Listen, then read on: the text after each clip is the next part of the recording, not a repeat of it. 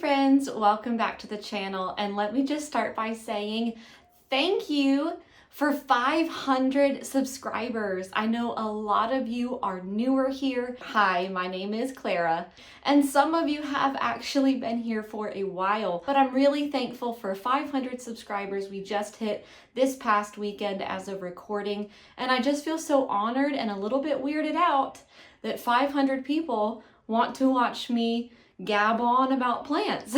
It's just really encouraging and exciting for me to see that you guys are enjoying the content that I'm putting out and that you want to see more of it. Well, today's video is going to be a super casual, laid back one because I just have a bunch of plant chores to get done, and I thought I would take you with me. Nothing huge is planned. I know that I need to mix up some nutrient water, need to take a look at everybody. I've recently treated for pests using the Bonide Systemic Liquid Foliage Spray. If you have been following along for a little bit, you'll know that I've been struggling with scale, and that's been a pest that I have found extremely hard to manage.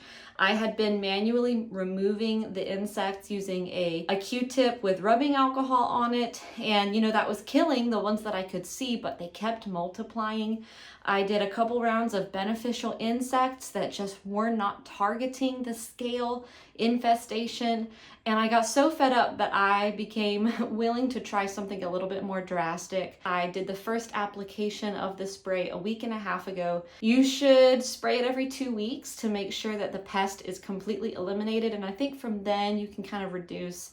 So one thing I'm going to do today is just kind of take a look and give an assessment of how my plants are doing after being sprayed with the chemical toxin to kill the pest. It's pretty much just going to be a casual and laid back video. This room is not clean by any means, but hopefully I can give you some different angles and just show you the way I do things. There is one more item of business that I wanted to address before I get started, and that is just like a minor channel update, but a kind of big life update. So we're in the process of moving right now. I definitely want to do a video of moving the plants, but in addition to that, I am hoping to also produce a completely different type of content for you because I absolutely love interior design and decor and DIY and all that kind of stuff. Like, it's a whole category. So this is just your heads up. If you're a plant person and you are here for the plant content, but you see a random DIY or home decor video come from me next, just don't be alarmed. I haven't lost my marbles and I haven't lost my love for plants. It's just that I love other things too, and I can't wait to share some of those passions as well. So without further ado, I have just a little bit of my nutrient water left. I'm going to use that up watering. I usually start on the top shelf here, and I'll go all the way across the top, and then I'll go down to the next. And probably before I finish the top shelf, I'll be out of my nutrient solution, and I'll have to mix up a brand new batch. But I'll let you come along with me and see how I do that. It's not novel or anything. I haven't cracked some code. I pretty much copy what other people have done. But let's go ahead and get started on these chores.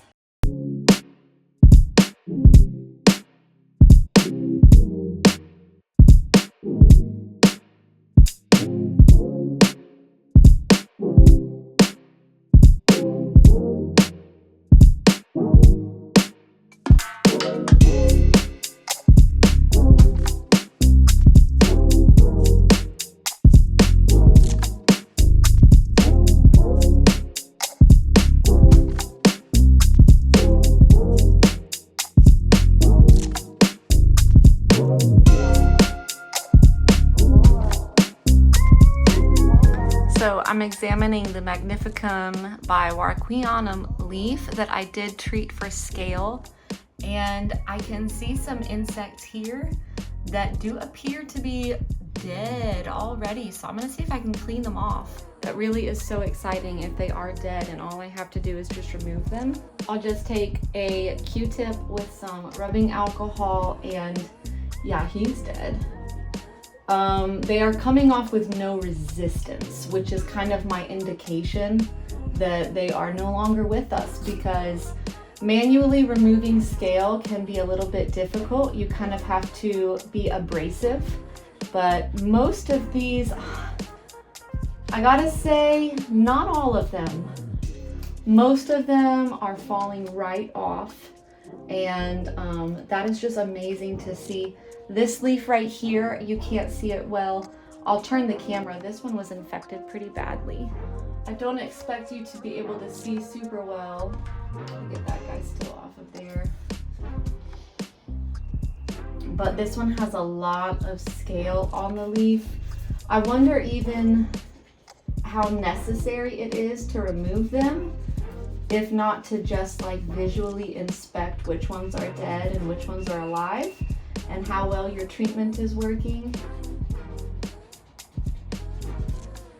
I gotta say, it does seem like most of these guys are dead as well, which is perfect because I have no compassion for them. I'm so ready for this problem to be gone.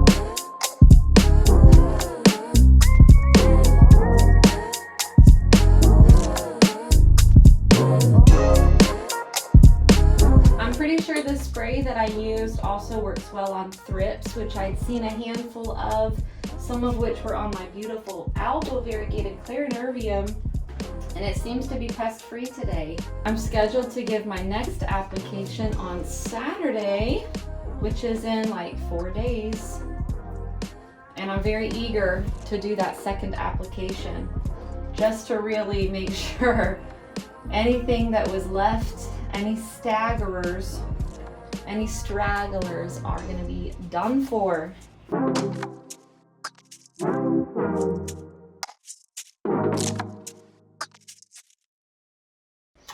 Well, that is it. That was the last of my nutrient water. So let's go ahead and make some more.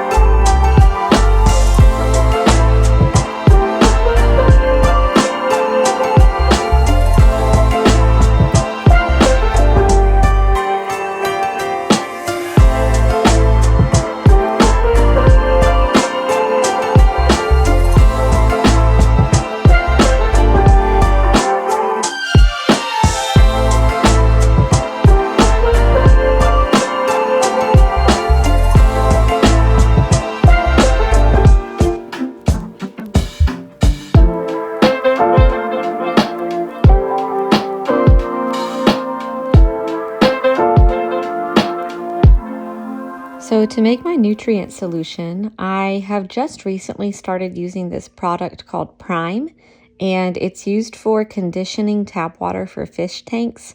It was recommended, and I thought it would be a really good idea because I always use tap water for all of my plants, and I've just accepted the yellowing around the edges as just part of plant keeping until recently I decided, if there's something I can do about it, let me try.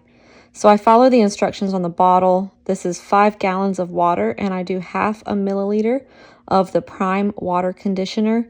I think that this just like takes out the chemicals and the chlorine and all that kind of stuff that comes in your tap water. For feeding, I use the General Hydroponics 3-part Flora series. It's Flora Micro, Flora Bloom, Flora Grow, and I also add their CalMag and their Diamond Nectar. To simplify the mixing process, I've put them all in these glass pump bottles. First, I take an empty cup, like just a cup, and I fill it with my nothing water. Nothing's been done to this water yet, aside from just the prime conditioner. And I walk over to where all those glass pump bottles are, and I go ahead and I measure out what I need, and then from the cup I pour it into the big jug. I do this because I've heard it helps with the mixing process if you first put your solution into a smaller volume and then put it into the larger volume. So I'm just going to repeat the same process for all 5 of those bottles. This is me just cleaning out the cup. Now I'm going to fill the cup up with what I have so far, and then I'm going to go add what's next. That's Flora Grow. And really, that's all I do. It's just like get your smaller volume of water, add in the nutrient, add that to the larger volume of water, and then do the next one. With these products, it's important to go in the correct order, which is the order you saw on screen and the order I have my jugs set up in: Flora Micro, and then Flora Grow, then Flora Bloom, and then after that it doesn't really matter, but I just do the CalMag next, and then I finish it off with Diamond Nectar and give everything a good whirl. And then I test the pH, which is something that, again, I've only just started doing recently because I figured I'm already doing all of these steps. What is one more step just to ensure that the plants are really happy with the water that I'm giving them?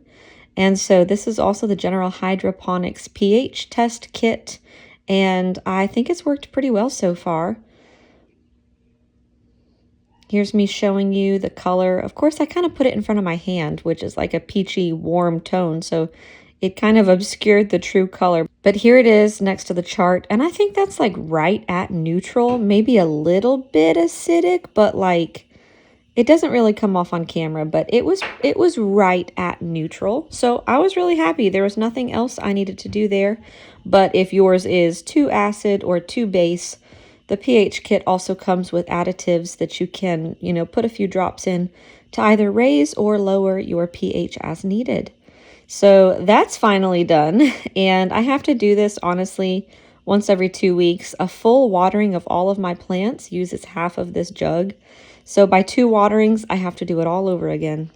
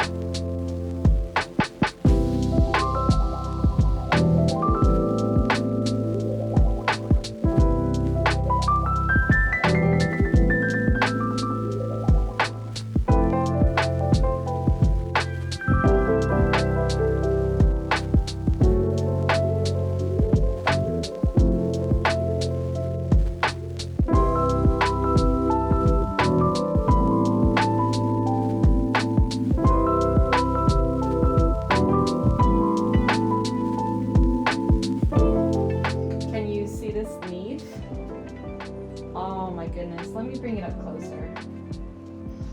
MSC Dark Form Forgetii Super Minimal Veins. This is a new leaf, so it's a little bit lighter in color. Then of course my older leaves don't look so cute, but look at that texture. Oh my goodness. And I'm watering my Carla XB Vep right now. I talked about this plant recently. A pollination attempt using frozen pollen did not take, unfortunately. I think I'm 0 for 4 with frozen pollen, so I'll have to wait until the timing of the 2 plants lines up correctly so I can try a fresh pollen attempt.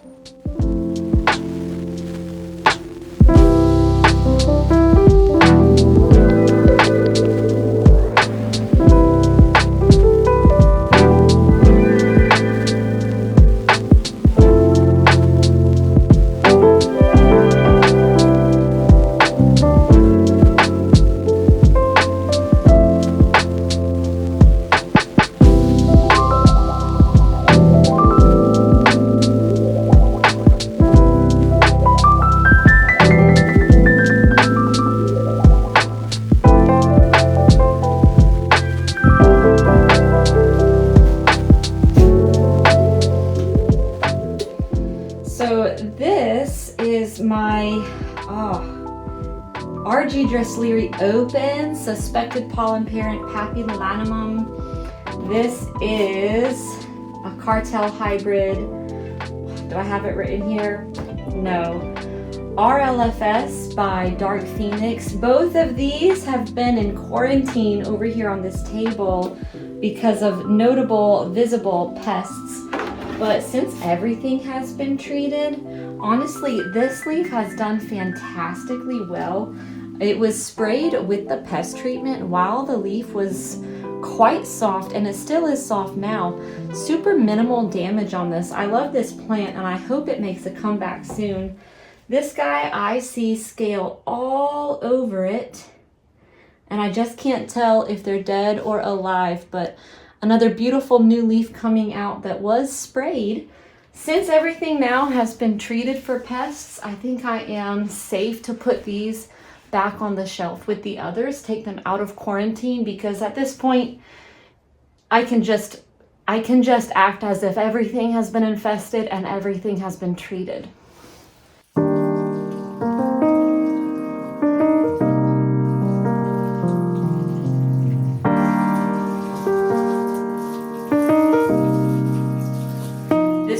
I'm not sure how well you can see it, is my large form Monstera alba working on a new leaf, and currently I've got an aerial root developing really well in water here. First, let's go ahead and water Glorious, and this one here is my El Chaco Red. I can't wait to feature this plant. I'm waiting for a new leaf, but it's doing really well. It's probably my largest philodendron in the collection.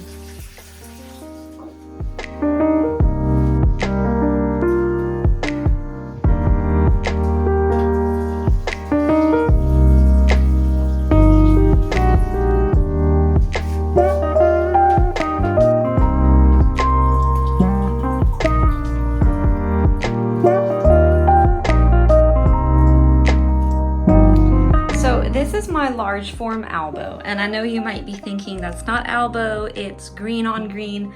I want to feature this plant as well. Here is proof that it's an albo. I know it does have a little bit of a yellowish tint, and you might be thinking Aria. It is an albo. What I found about this plant, surprisingly, is that the color of the variegation depends upon heat and light. And so the 2 leaves you see in front of you came out during the winter. So there's actually great color, especially on this leaf here. And this leaf, it's really hard to see, but beautiful color as well. It just got so little heat or light.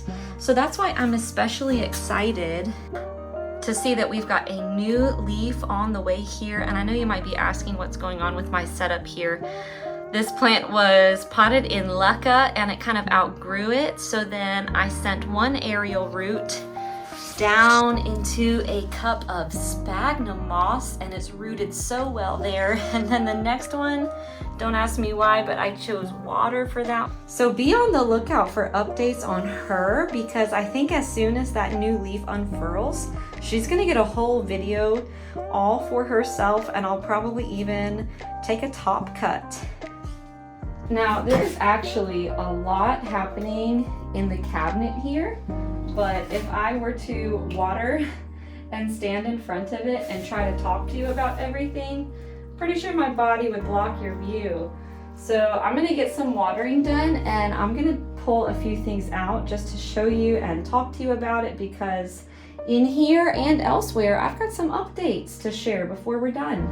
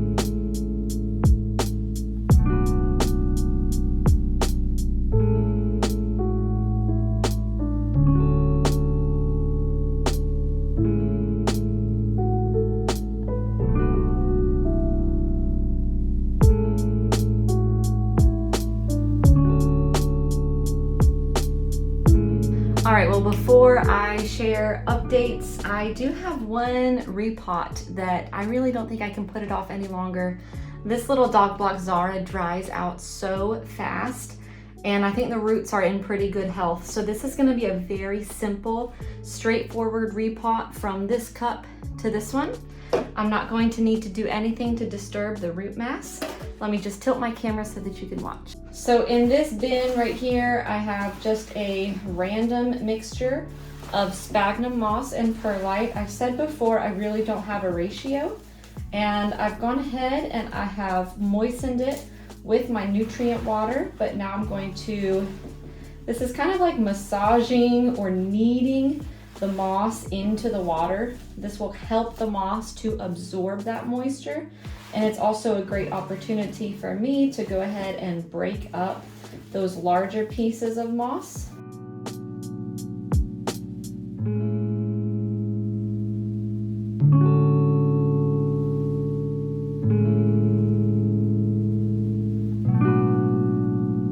All right, now all the moss is pretty well moistened.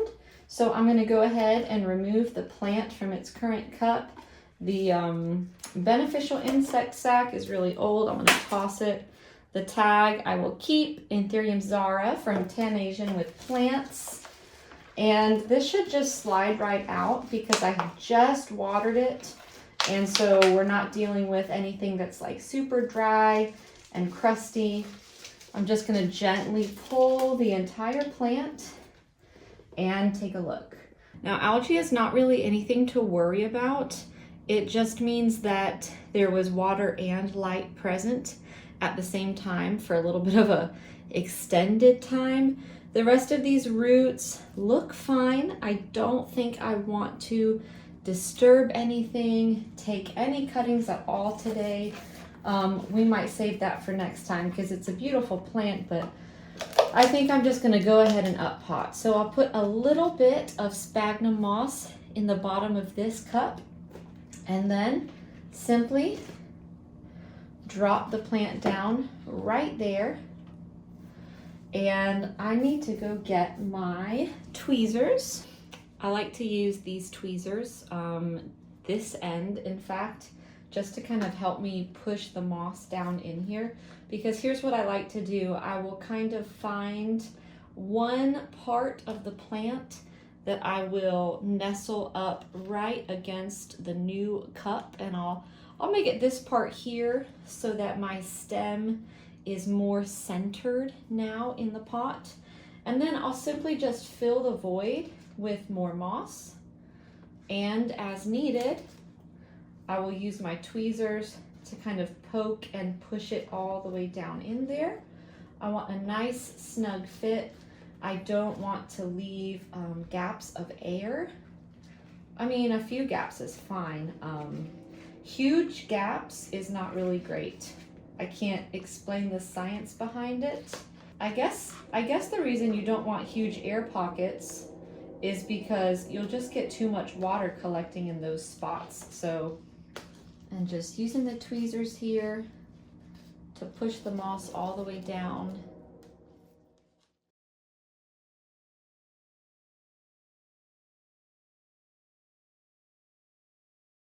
And that is just my most simple and straightforward way to repot an anthurium that had grown too big. Now, before my camera battery dies, I just wanted to share some fun little plant updates with you to close out this video.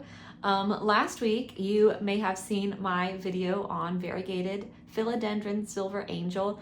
I actually filmed that video 3 weeks ago from like this week that I'm currently filming. So it's been 3 weeks since I took the cutting where this was the top and this was the bottom leaf that I just separated. Just wanted to show you how well that they're doing.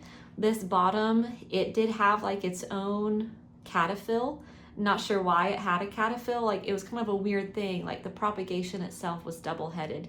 So I just took off this bottom cutting and the cataphyll has pushed out a new leaf so fast. And I'm really excited to see the variegation on this one, which I have every reason to believe that this leaf will be variegated. And the top cut of that propagation has great new root growth.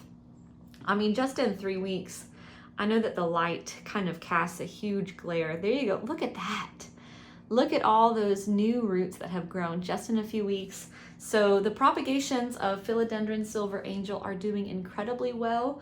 And just to give you a little tease, I do think I'll cut the mother plant very soon, because for ages I've been wanting to make just like a beginner's video on how to propagate a crawling philodendron. And I think that that plant, the mother plant, is the perfect candidate for that video. But let me go ahead and grab some more cool stuff to share. So I've already shown you my philodendron gloriosum variegated, and this was the type that I wanted from the start. It's doing really well. I did, after hauling this for you guys, as I had mentioned, I was planning to repot this into a moss because I don't like using soil, and I'm getting ahead of myself. When I repotted this, I discovered that there were several nodes in the soil, so I was able to get 4 single node cuttings of this plant, which I was gonna show you, but I just wasn't gonna show you yet. The reason I wanted to just point this out was because it is doing well since being cut. I do see brand new root growth here in the moss. Let me see if I can show you there. And I wanted to grab this as like a compare and contrast, because you guys, I can't quite explain it, but I also got I also went ahead and I got the TC version of philodendron gloriosum because I don't know, at first it really wasn't my taste, but I saw this specimen that had like the larger chunks of variegation as well as the marbled chunks, and I won it at an auction, and so that was really cool. It was a rather large plant, not large, this is small, and the reason this color is a little bit different is because this is one of the newer leaves. It was actually pink when it came in. The plant had enough nodes, this one that I won at auction, that after receiving it and letting it acclimate for a couple of days, I was able to take more cuttings. And so now I've got cuttings going of type 1 and type 2 variegated gloriosum. I did sell 2 of the cuttings of this one as fresh cuts. And then the other cuttings that I have kept, I have 2 of them. No real updates to share because this was recent. I think that this came in 2 weeks ago, and I think I cut it last week. But the propagations of type 1, which I've had for, it's gotta be a month now, Those have activated, so let me show you those. You guys, this is wild. I haven't really looked at these in, I would say, 2 weeks. 4 out of 4 are doing great with active growth points. Here is one. And of course, at this stage, it is a guessing game of whether or not it will have variegation. I can only assume that the mother plant that mine came from, you know, had some good variegation. When I bought it, the type 1, the older leaves were almost all green. Oh my goodness, you guys. I think I can see stem striping on this one. Look at this. So that's really exciting. Here's cut number 2. So it's just win or lose. I'm happy that these are at least activated and growing. It will be fun to see if they come out variegated. This is like genuine real-time reactions. Wait. Let me turn it. It's like, I want you to be able to see this so badly. Look at that. Can you see it? Is it doing it? I don't know if you can see it. There is a clear, definitive like line, like a midline, like half is green, half is white on this one. So that's 3 out of 4. So the first one I showed you couldn't tell. The second 2 I showed you look like they have variegation. And then here is 4 out of 4. Yeah, I think it does too. So super fun. And when I hauled that type 1 variegated gloriosum, I was like, oh yeah, this is the most expensive plant of the haul. And it was. I wasn't really planning to spend that much money on gloriosum variegated. I was kind of hoping it would go down before I did take the plunge. But what a great plant to buy. The seller knew that there were extra nodes in there. He showed me a picture as he was selling it to me. But for 4 out of 4 activated, and so far 3 out of 4 appear to have variegation, that's awesome. I'm so excited. Anthurium wise, a few updates. This isn't really a haul plant, although it is a brand new plant. This is Anthurium Hoffmanii Red Sinus Blood Moon. It is an Australian hybrid.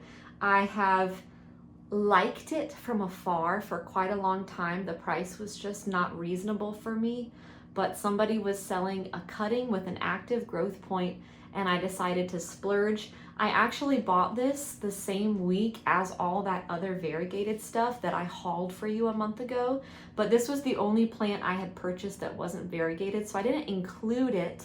But now it does have its first new leaf with me.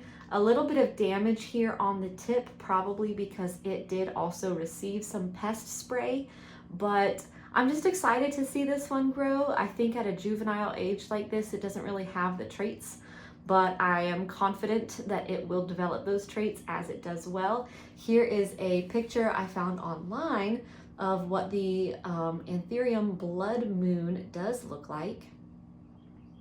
This is one of those ones where you have to have a clone if you want that, if you want those features. And this one is a clone. And I feel like there should be a drum roll because the next 2 little baby Anthurium things I'm gonna show you date back to my 2024 plant tour. I think is the last time I talked about them, and just exciting stuff. I'm not sure which one to show you first. Let's go to the one that you haven't heard about in the longest. And you have to appreciate this moment when I tell you which plant this is. You have to have seen the 2024 plant tour. I'm pretty sure this was in the video part 3 because that's when I was in my cabinet. This is NSC Dressleri that gave me a variegated leaf and then stopped growing since I filmed that tour. I mean, when I filmed the tour, it already had not grown in a while. And I think I filmed that tour in October. No, it wasn't October. It was like August or something. It doesn't matter. It is now midway March of the next year, and the issue that I was having, it kept getting caught. The new leaf was not, I guess, strong enough to break through the caterpillar. And I don't really have a prescription for that. I don't know what to do. I think several times I probably tried to pick away at the caterpillar just to kind of let the leaf breach, but I can't tell you that that's what you should do, and I can't tell you if that's what worked. It's been in a humidity dome in the cabinet, like highest humidity possible, for very well at least 6 months, and it's given a new leaf.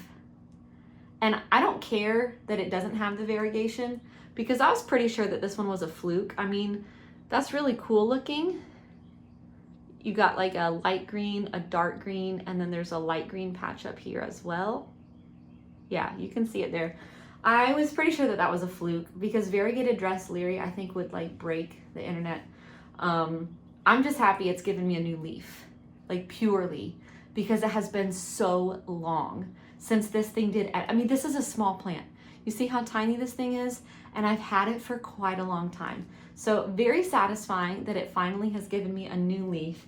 My next one is probably gonna be just as anticlimactic, but if you watched my, it was like a 2024 best growth of the year video, and at the end I talked about, okay, here are my 2 worst growers ever. And I pulled a plant out of the trash can in that video to be like, I literally just threw this away, but let me at least show it to you. And as I was talking and as I was showing you guys the plant, I was like, you know what, maybe I'll keep it. Maybe I'll try one more time, and maybe it will be my best grower for 2025. Well, out of the trash, and let me just, here's what it looked like. I pulled it out of the trash can during the video just to show you guys. Here's what it looked like then. Here's what it looks like now. Anthurium warwickii has activated 1. It's just 2. I thought it was more growth points than that. It's just 2 growth points. They're all doing so well. Look at these tiny little queen leaves. They are just so cute and so satisfying. And like, honestly, again, can't tell you what I did right, because I pulled it out of the trash and then I put it in this cup with moss, and then I put a lid on the cup, and I didn't look at it. I just didn't look at it until one day I noticed that it was like, there was green stuff pushing up against the lid to that cup, and it was this. Oh, another small thing, while I was cleaning earlier in this video, I showed you a beautiful leaf off of Philodendron Golden Dragon Variegated. Why are these things so long to say? And I had hauled one for you a month ago in my variegated plant haul. I was very happy to have a new one to replace the one that had treated me so badly. And then like the next week, somebody local posted a single leaf cutting, and it was that leaf. And it was so beautiful, like the variegation on that, the marbling, the patterning. I'll put the picture up. I took a picture of it. But anyways, when he sold it to me, he had thought the cutting was fully rooted, but when I asked him to check on it, he realized all the roots were dead. And I was like, that's okay, I'll still take it, but will you take whatever? I offered him less, and he said, yeah. And then the day I picked it up from him, the petiole was like bent, and it was like this. And so it was fine, because I didn't buy it for the leaf, I bought it for the genes of that node. And nothing had happened yet, or maybe the growth point had just woken up by the time I bought it from him.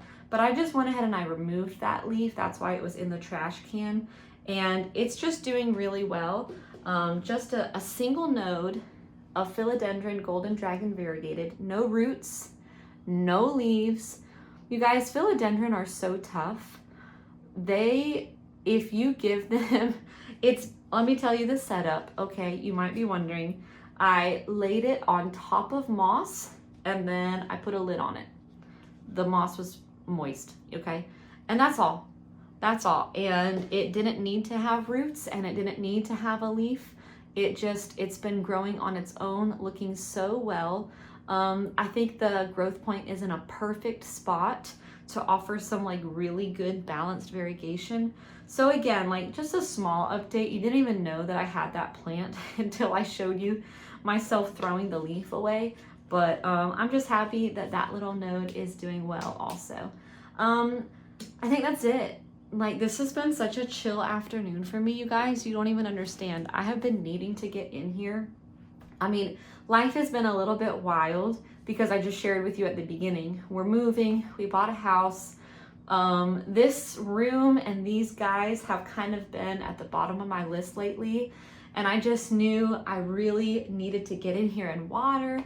It was a mess. I really needed to get in here and clean, and like, it's just been so fun hanging out with you guys today and showing you these tiny little updates that nobody else will care about, like in my real life. But it's also really fun to like show you stuff like this and be like, look at the striping, look at the variegation, or look at my anthurium that I've been wanting for a long time. So thank you so much for watching. If this is like your third video of mine that you've watched and you're not yet subscribed, it's okay. Like, I'm not gonna tell anybody. We're fine, you and me, we're good, but just go ahead and subscribe now, because the fact that I've hit 500 has just like, I'm thankful for the 500, but all I can think about now is 1,000. Like, let's do 1,000, that would be pretty cool. And like I said, different content coming your way, home decor stuff, DIY stuff and design maybe, and then just plant hobby evolution into, do I build a greenhouse in my new yard? How do I grow in a greenhouse? I've only ever grown indoor plants. I've tried outdoor plants here where I live in like central North Carolina, and I'm not proud of my work. So putting up a greenhouse is a little intimidating because I don't know how to control the sun, but I can control grow lights, you know, with distance and timers. If you are living, I don't know what zone I am. I don't know what zone I am in, but if you're like in central North Carolina or in a similar zone and you have these kinds of plants in like a real greenhouse, like in your yard or something, please comment and let me know. I'm really just trying to weigh out what I should do, and I just don't know. It sounds ridiculous, but it's intimidating. So if you grow things like this in a greenhouse and you don't live in the tropics, don't comment if you're in Florida and you're like, oh yeah, I have all my anthurium in a greenhouse. Bless your heart, good for you. Like, shut up, because I'm not in Florida. So anyways, I'll stop rambling. Tell me your thoughts about greenhouse versus sunroom, and tell me what update you liked most about this video, and tell me if there are any videos that you request. Somebody asked for top 10 monstera. I don't know if I have 10 monstera, so I might just do a video where I show you all of my monstera. I don't know. You guys let me know. Thank you so much for watching, and I will see you in the next one. Bye.